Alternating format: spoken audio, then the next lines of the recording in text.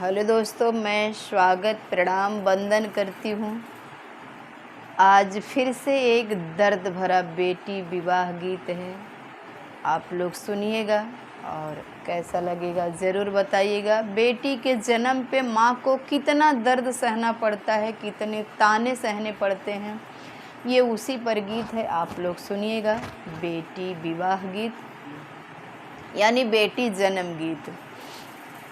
अरे काहे के मोरी धना से जिया लगायू, अरे से जिया लगायू, अरे फूलवा दीहू छितराई रे ललन, अरे फूलवा दीहू छितराई रे ललनवा।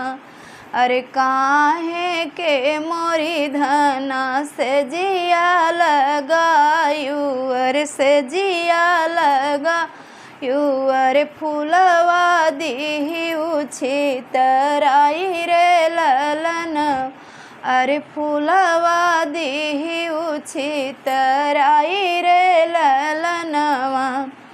अरे काहे के मोरी धना से जिया पे सुत्यू, अरे से जिया पे सुत्यू, अरे बिटिया दीहू जनमाई रे ललन, अरे बिटिया दीहू जनमाई रे ललनवा। अरे काहे के मोरी धना से जिया पे सोयू, अरे बिटिया दीहू जना माई रे ललनवा, अरे बिटिया दीहू जना माई रे ललनवा। पति ताना दे रहा है कि बेटी क्यों जन्म दी हो।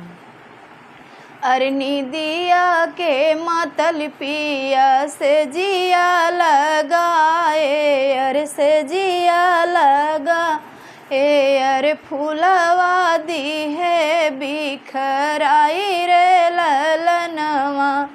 अरे निदिया के मातल पिया से जिया लगाए, अरे फूलवा दी है छितराई रे ललनवा, अरे फूलवा दी है छितराई रे ललनवा। अरे पुतवा के खातिर पिया से जिया पे सोयूं, अरे से जिया पे सोयूं, अरे बिटिया दी है उजना माई रे ललनवा, अरे बिटिया दी है उजना माई रे ललनवा।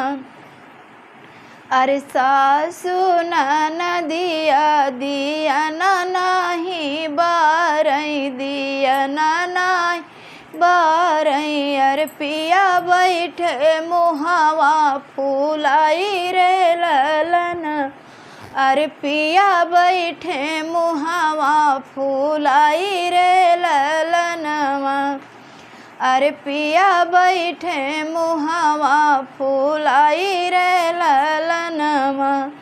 अरे जेही दिन बे मोरी बेटी तोहरा जन्म भाए, तोहरा जन्म भाए, बजरन के होई गए रात रे ललनवा, अरे बजरन के होई गई रात रे ललनवा।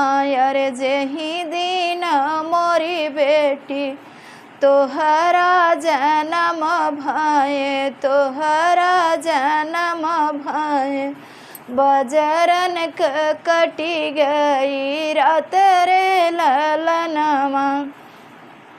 अरे जऊ माई जनतू बेटी बिटिया जनमी है, अरे बिटिया जनमी, अरे खाई जहर मरी जाई तिरे ललन, अरे जऊ माई जनतू कोखी बिटिया जनमी है, अरे बिटिया नमी है अरे खाई जहर मरी जाइत रे ललनवा। अरे छूटी जात बिटिया वियोग रे ललनवा। अरे छूटी जात बेटी के वियोग रे ललनवा। बेटी पैदा होने पे जब सब लोग ताना मारते हैं तो माँ को कितना दर्द होता है, ये उसी समय का गीत है।